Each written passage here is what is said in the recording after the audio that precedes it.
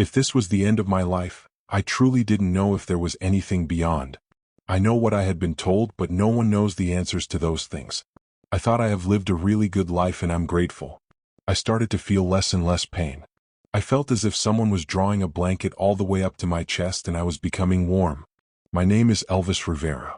I was born in Phoenix, Arizona. I had a terrific childhood. My parents were kind and loving people. They cared about each other. They cared about their 2 children, my sister and myself. They made us work. I was the pool cleaning boy for the whole neighborhood. We were busy and we learned a good work ethic. Things got tight in Arizona. So my father was forced to look for work in southern Florida. I had been working at a hardware store and the owner of that hardware store was looking for someone to buy the business and take it over. My father and mother got together and bought the business. I had athletics that I participated in high school, and as soon as I was done at 6 o'clock, I would go to the hardware store. I wouldn't be done and close the store until 10 o'clock at night. It was a fun place to work. I learned all about tools and construction. I rebuilt lawn mowers. Eventually, because of my construction background, I was very interested in building materials and supplies, which was a big business at the time. My first job was regional sales manager for an organization that supplied materials for Home Depot, Lowe's, and Menards. Eventually, I became the vice president of operations of an organization that was manufacturing supplies for construction and home improvement. I had to move to different places around the country. One such move took me into the Appalachian Mountains. I was living on one side of the mountain, working on the other side of the mountain. And one night I had stayed really late. It was in March. I was driving over the top of the mountain. Ice had started to form from the melt on the roadway. As I drove my car over a little rise, I saw in my headlights a deer. So I quickly turned the wheels to the left to go around the deer. And as soon as I was past, I turned the wheel back again. And the car did not respond. I hit a semi-truck. The truck hit right behind the driver's side front wheel. It cut the vehicle from that point straight through to the right rear tail light of my car. Everything on the left side of the vehicle was gone. There were over 300 breaks in my rib cage and my right knee hit the dashboard and drove the femoral head through my hip. So I was a mess. I was laying on the floor of the automobile. I had no idea what had happened. I reached up and tried to pull myself back up onto what I could barely see now, the seat of the vehicle. I found that I really couldn't move. My whole left side of my body was not functional. As I was trying to move, I realized that something was wrong with my spine as well. And I felt everything from mid-thoracic go, everything below it just went numb. And I remember thinking, oh my goodness, I'm going to be a paraplegic. There were people around.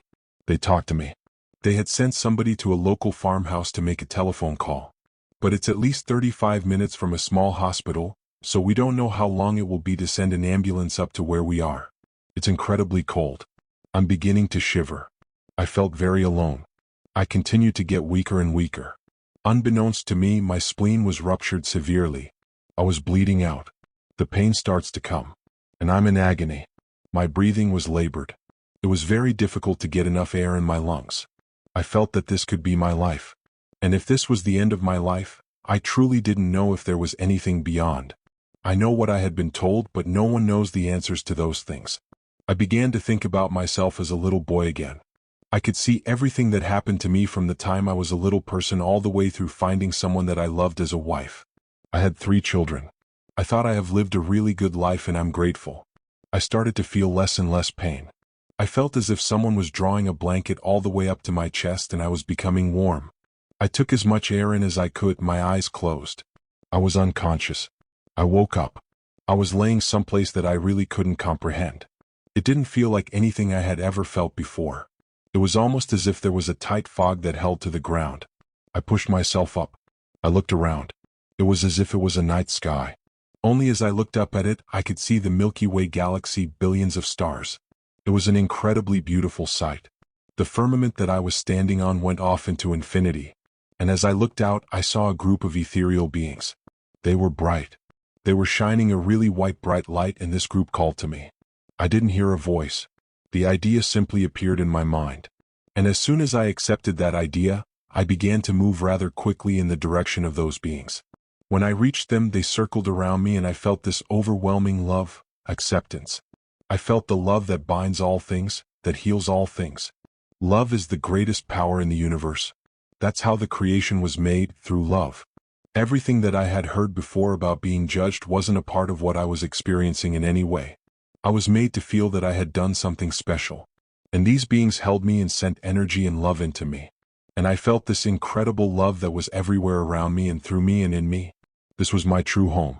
The most interesting thing was that everything that I had been worried about moments before, all of the things that I was doing at work, making another move and buying another home and selling the old one, all of the details that every human being goes through, all of a sudden they were meaningless. And I had the feeling that whatever was next, everything would be okay. It would be just fine. Amazing feeling to be relieved of all of the problems, all of the headaches of living in a three-dimensional existence. And I thought it's really easy to die and the hard part is living. I had the idea that I could stay or I could choose to go back. But it was my choice to make. And I was in a quandary. I didn't know what to do. I found myself thinking about my 3 little children and my wife, how I would really like to see them grow up and see how their lives turned out. And when I thought that thought, I was rocketed back to my body. My body was laying in that automobile and it was freezing. I was trying to squeeze my spirit back into this broken body. And as I did it, all of that agony of pain came back and I found myself screaming. When I opened my eyes, I saw that the first responders were there. And they were using the jaws of life to tear off the door on the right side and tear back the roof that was over my head so they could drop a board in and strap me to it so they could lift me out. And every movement was excruciating. 4 of them lifted me out. They carried me immediately to an ambulance that was waiting. The little hospital that was down at the bottom of the mountain, they have lots of accidents that take place in this area. They had decided they would step up their medical care, that they were going to put together a trauma team. The night of my accident, they had their very first trauma team meeting. So all the doctors were there and they heard that there had been an accident and they were bringing a patient down and all of them were there to receive me. I was rushed away into the operating room. I was told by the doctors that I had a 3% chance of making it through the night. All those doctors came back and they all worked on me.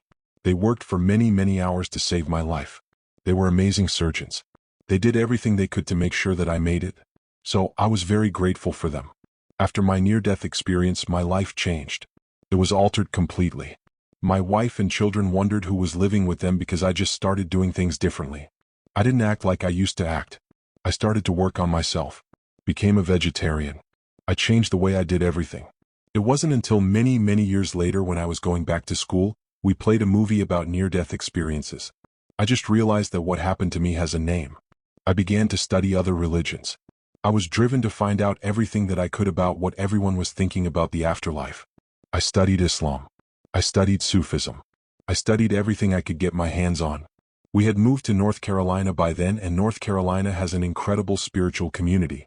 They have meditation centers throughout the mountains. They have universities with philosophy programs. It became very easy for me to begin to learn to meditate and attend classes and study with teachers and spiritual guides. I saw that we're not just separate things. The dualism of my one religion doesn't exist. That we're a molecule of God. We're a part of this creation. And everyone, no matter who we are, we're all one. We're all the same. And I realized that God is in everything everywhere. The 2 of us sitting here today, we're part of this creation. And there's no separation between us. When you begin to think like that, how you treat each other changes and we accept people whether they're working in the dark or the light doesn't matter. It's all part of the creation. And you don't find God over there or someplace else. You find God inside yourself. There's no need to run around the world and try to find God. And then you're going to come home and realize that God has been in you all along. And when I slipped away that night, I realized we never really die. There is a place that is filled with love, abundance. I learned that this is an incredible opportunity to live here. Life has great meaning. And we learn big lessons here. We struggle to make a living. We struggle to educate ourselves. We struggle to get along with each other. It takes the struggle so that we can see the good. It takes the darkness so we can identify the light. We need this experience to show us where we came from and how wonderful it is. Embrace this opportunity and get the most out of it we possibly can.